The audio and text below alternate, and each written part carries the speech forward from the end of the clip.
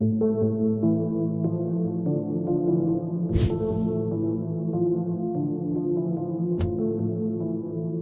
town has a dark side.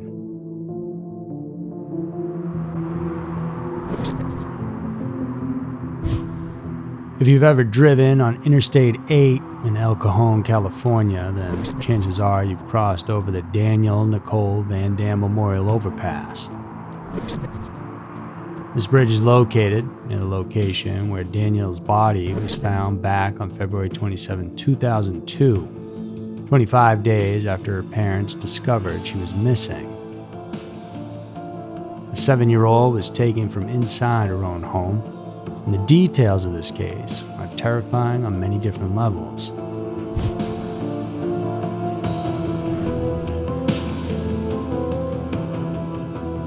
I'm Andrew Fitzgerald, welcoming you guys to another episode of Every Town, where today we learn about this story of child abduction and murder in a small community of Sabre Springs, which sits just outside of San Diego, California.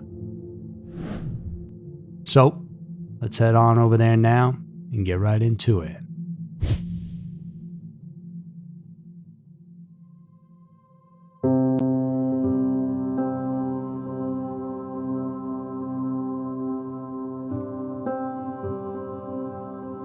In everyone's life, the tides can turn quickly, whether it's for one's advantage or downfall.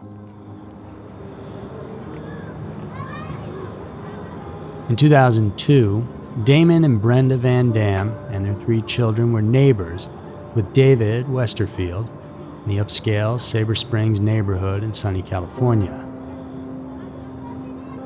The Van Dams lived in a 4-bedroom stucco house, and a couple doors down was the 2-story home turned office of 49-year-old David, a self-employed design engineer who held several patents for medical devices. But in reality, these neighbors barely knew one another. That is, until Brenda and Danielle went to David's house on January 30th, 2002 to see if he'd be interested in some tasty Girl Scout cookies. He cordially invited them in, and during their conversation, David mentioned seeing Brenda and her friends at a local watering hole called Dad's Bar the previous weekend. Brenda went on to mention that it was one of her favorite spots and that she and her pals would be spending another girls' night out over there just a couple days later on Friday, February 1st for a going-away party. But she could only go if a babysitter would be available to look after Danielle, since her husband, together with her 2 sons, 10-year-old Derek and 6-year-old Dylan, would be on an out-of-town trip.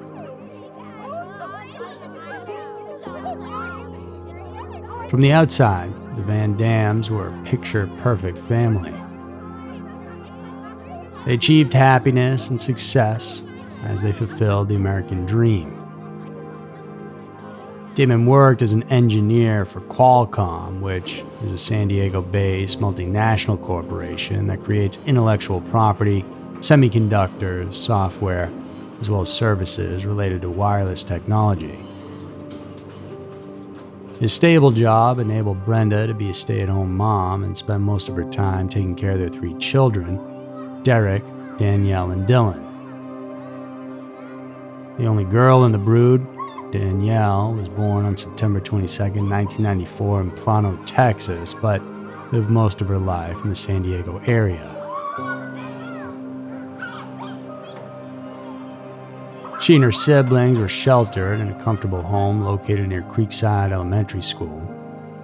Danielle belonged to a combined 1st and 2nd grade class and was a brownie who sold Girl Scout cookies. She loved coloring, playing with dolls, writing and drawing in a journal she had been keeping. And inside, she would write profound thoughts about how she could change the world someday.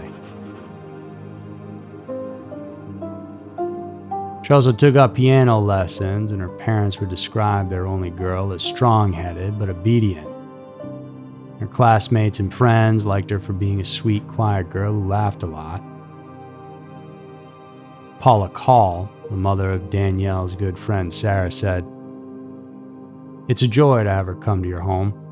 She's really a well-rounded little girl."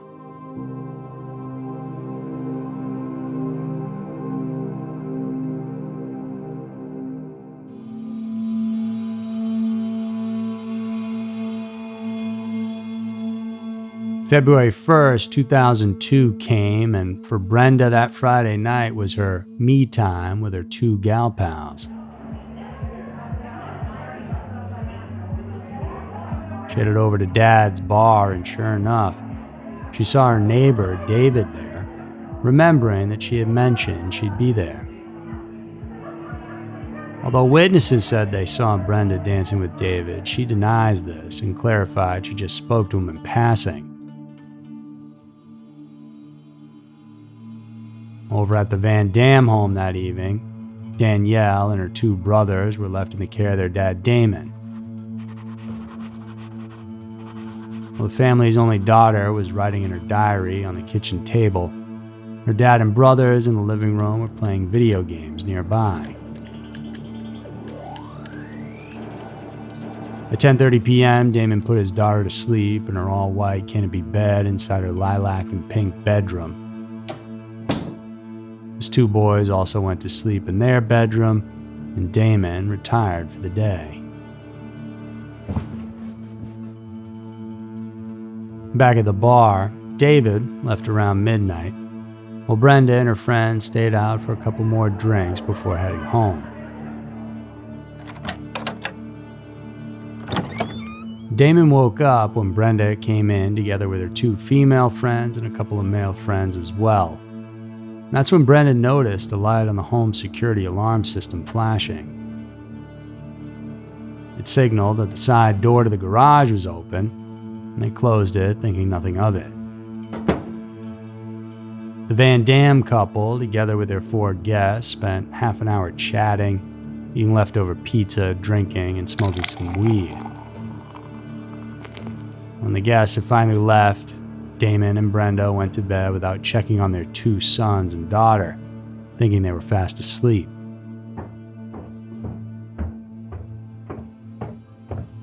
Shortly before dawn, Damon got up to check on the family dog, a cute Weimaraner named Layla. He noticed that an alarm light was flashing again, found the sliding glass door leading to the backyard slightly ajar. He assumed one of his guests had opened it earlier, so he closed it and then returned to bed and once again didn't bother to see how his kids were doing. After all, in a safe neighborhood, what is there really to worry about?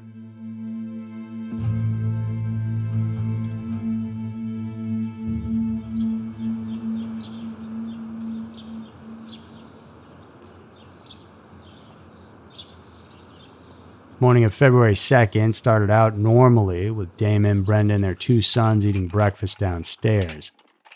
Brenda then went to Danielle's bedroom upstairs to wake her up to join them. But to her horror, her young daughter wasn't there.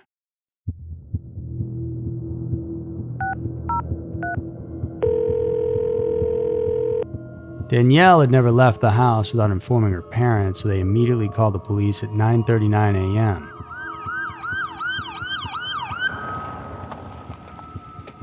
Authorities rushed over and combed Danielle's bedroom for any signs of a struggle or evidence of an assault, but they found nothing. As police and the media began to descend on the home, and the reality that their daughter was actually missing set in, Damon and Brenda made tearful appeals for her return.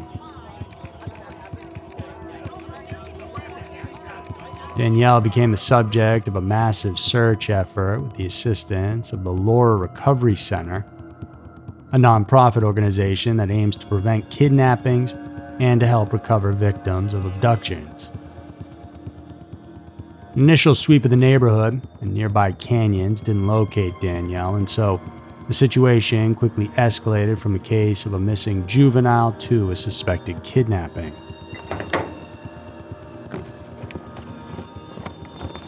When police searched roughly 200 houses in the Sabre Springs area, the only empty residence belonged to that of David Westerfield.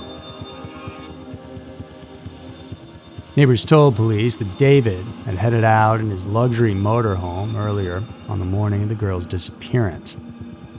Thus, his name surfaced to the top of the list as a possible suspect.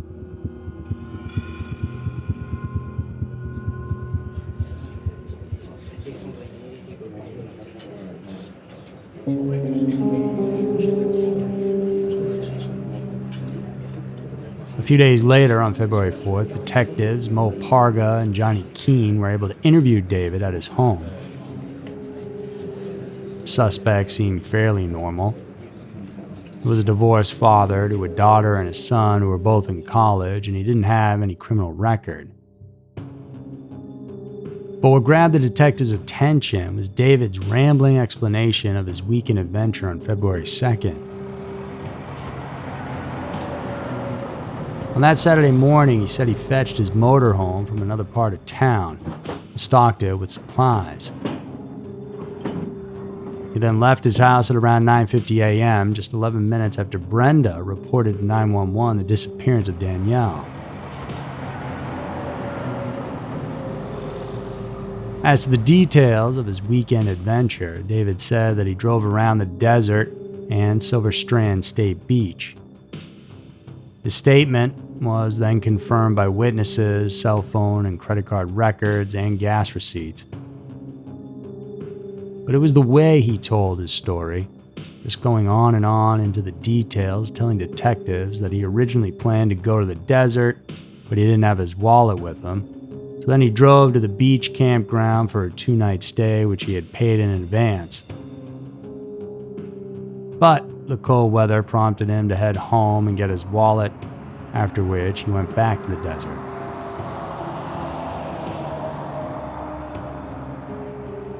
On February 3rd, a Sunday morning, David got stuck in the sand about a quarter mile off the road and needed help from a tow truck to get released.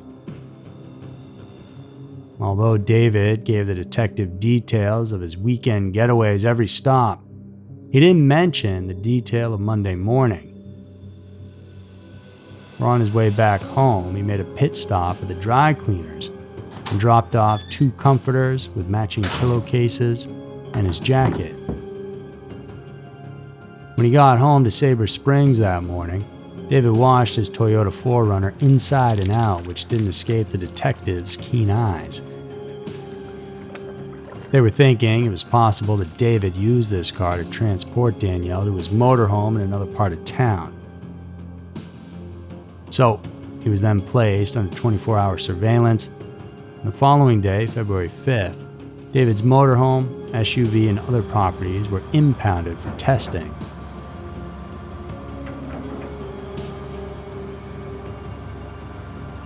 Two days later, a search warrant was issued for his belongings, such as his jacket that David had dropped off at the dry cleaners. And sensing that something was brewing, David hired a lawyer, Steve Feldman, that very same day.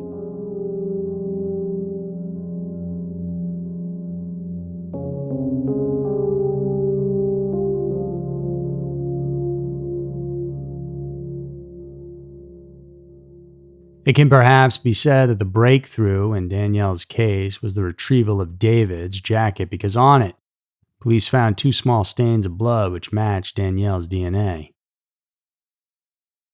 He must have really liked that jacket, because rather than throwing it out or burning it, he opted to do a very stupid thing in attempting to have it cleaned.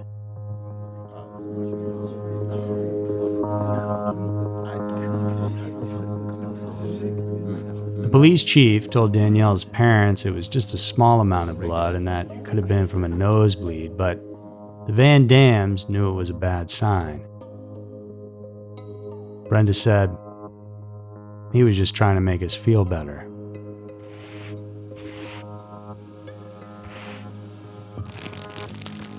The girl's blood was also found on the carpet of David's motorhome, giving credence to the investigators' hunch that David was the man they wanted. After that, child pornography was found on David's computer, And then finally, on February 22, 2002, authorities arrested David as the prime suspect in the girl's mysterious vanishing.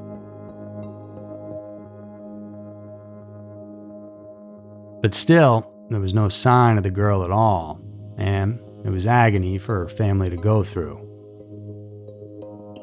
Brenda couldn't stop thinking about what David might have done to her daughter and said, "All I could see sometimes was him raping her and he's hurting her. It would just pop in my head." Nevertheless, as the search stretched into its fourth week, Brenda managed to keep her hopes up that her girl was still alive. Damon, on the other hand, had uncertainties.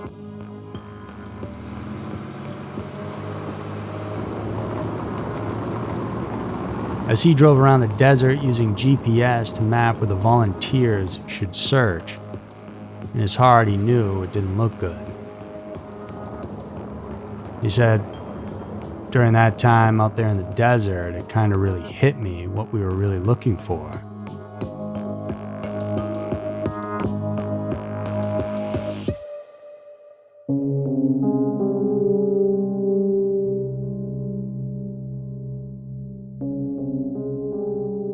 And the moment of truth came on February 27th, 25 days after Danielle's disappearance.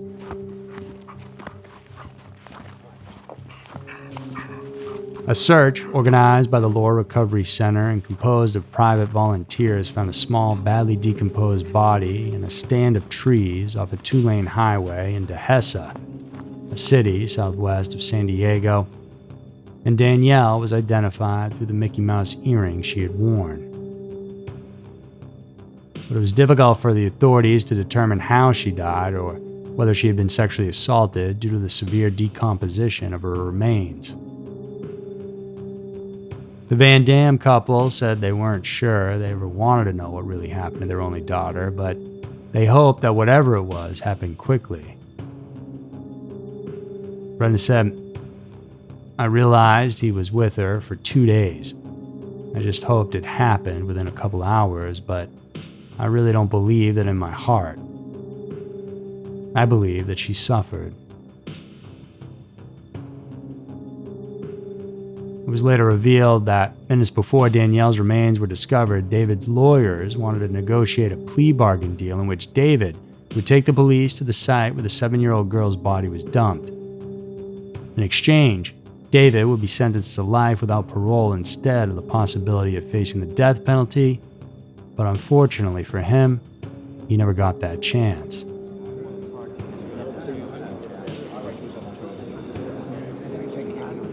Westerfield's trial began on June 4th of 2002. However, his lawyers, during a pretrial motion, moved to exclude their client's statements to the police. They cited that David was unfairly interrogated for more than 9 hours by detectives who ignored his repeated requests to call a lawyer, take a shower, eat, and sleep. As a result, the 2 officers against whom the defense directed their complaint did not testify. But the forensic evidence the prosecutors presented during the trial was truly incriminating. Aside from Danielle's bloodstains found on David's jacket and on the carpet of his motorhome, also presented in court were Danielle's fingerprints in the motorhome, hairs from a Van Dam family dog on David's bed comforter, hairs consistent with Danielle's on the sheet of his bed, and matching acrylic fibers found on Danielle's body and in David's home.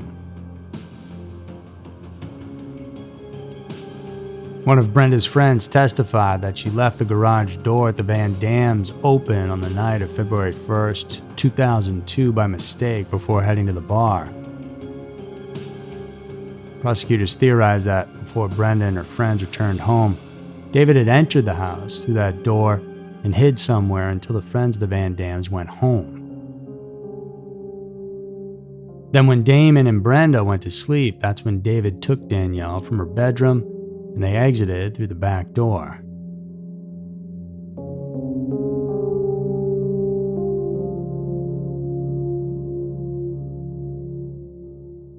The defense team suggested that the police just wanted a swift resolution in the case and focused only on David while they declined to consider other possible culprits. As for the child pornography files hidden in David's computer, his lawyers claimed they were downloaded by his 18-year-old son Neil, but the young man denied doing it.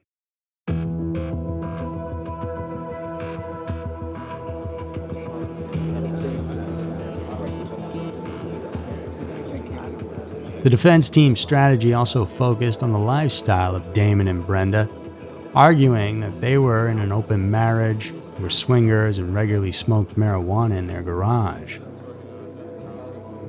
This led to the defense team's speculation that other people, perhaps strangers, were in the Van Dam house that February 1st night, and they might be responsible for Danielle's kidnapping and murder.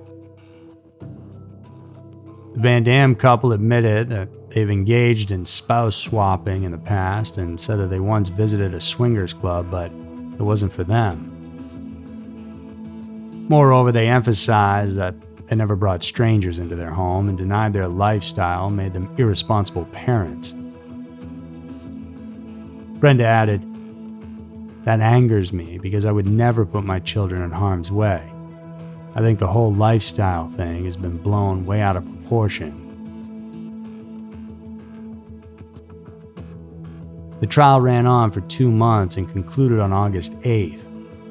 The jury found David Westerfield guilty of first-degree murder, kidnapping, and possession of child pornography on August 21st, and the penalty phase of David's trial began on August 28th.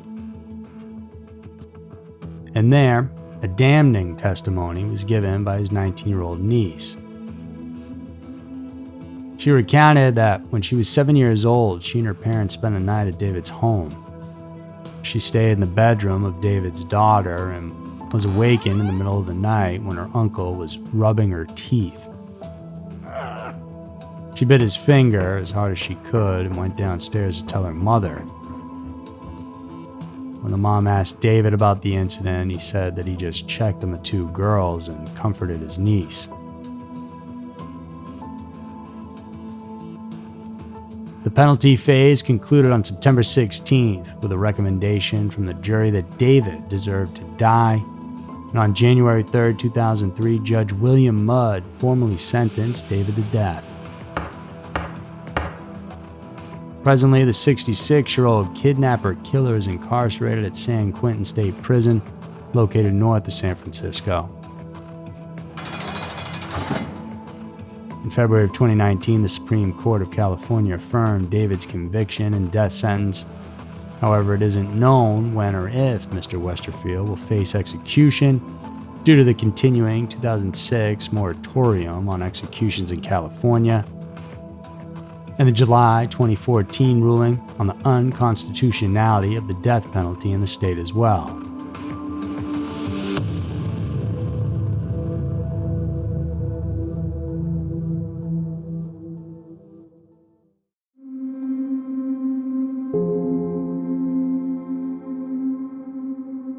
The Van Dams believed that the death sentence was an appropriate penalty, but the more important thing for Dama and Brendan is just that David never gets to hurt another child. As they added, they have no intention to witness his execution when the day comes. The friends and neighbors of the Van Dam family believe that Damon and Brenda are good and responsible parents, but they still couldn't help thinking of the what-ifs. Damon said, "If only I had, checked those doors. If only I had, checked the kids again." There are things you overlook. We wrestle with that sometimes, Brenda more than I. I think I've written it off that the bad guy did it. The Van Dams decided to remain in their Sabre Springs home. They've put Danielle's ashes in an urn next to her grandfather's ashes to keep her close to the family. Danielle was a very special, beautiful, loving little girl, Damon said. We miss her desperately, but find comfort in knowing that she is now safe again and at peace.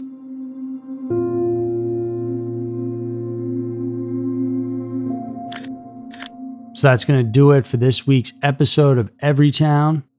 Please tune in next week for another episode filled with scary, strange, and mysterious stories. Because who knows? Maybe your town will be next.